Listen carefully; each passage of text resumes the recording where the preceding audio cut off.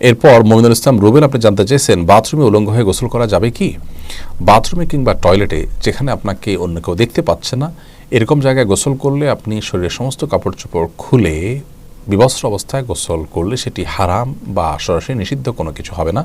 আমাদের মনে রাখতে হবে যে একটা সময় পৃথিবীতে মানুষের বেশিরভাগ মানুষেরই অনেক বেশি কাপড় চোপড় থাকতো না, অনেকেরই একজোড়া কাপড় থাকতো যেটা দিয়ে তিনি তার জীবন পার করে দিতেন। আজকাল আলহামদুলিল্লাহ আমাদের অনেক কাপড় চোপড় রয়েছে।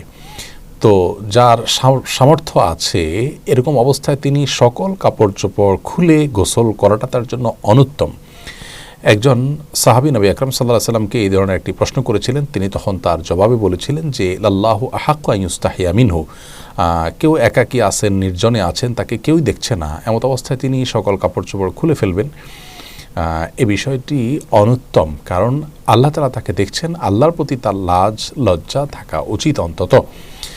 আর এটি নানান দিক থেকে আমাদের জন্য ক্ষতিকর বটে, মানুষের স্বাভাবিক লজ্জা এটাও কমে যায়।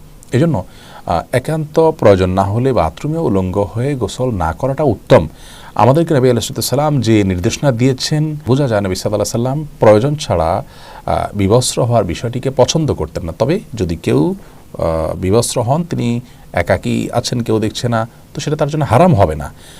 একটা হলো অনুত্তম আর একটা হারাম, দুই জিনিস। কিন্তু হারাম হবে না বিষয়ের কারণে, গুনাহ হবে না ওটার কারণে, কিন্তু অনুত্তম হলো একজন মুসলমান অনুত্তম কাজ থেকে বেঁচে থাকার চেষ্টা করবেন, কিন্তু প্রয়োজন হলে তিনি এটি করতে পারেন। অতএব গোসলের সময় অন্তত নাভি থেকে হাঁটু পর্যন্ত সতেরো জায়গাটুকু ঢেকে থাকে এরকম গামছা বা তোয়ালে বা লুঙ্গি অনেক কিছু পরনে থাকলে অবস্থায় গোসল করাটাই হলো ভালো। প্রয়োজন হলে উন্মুক্ত করতে পারবেন সেটিও।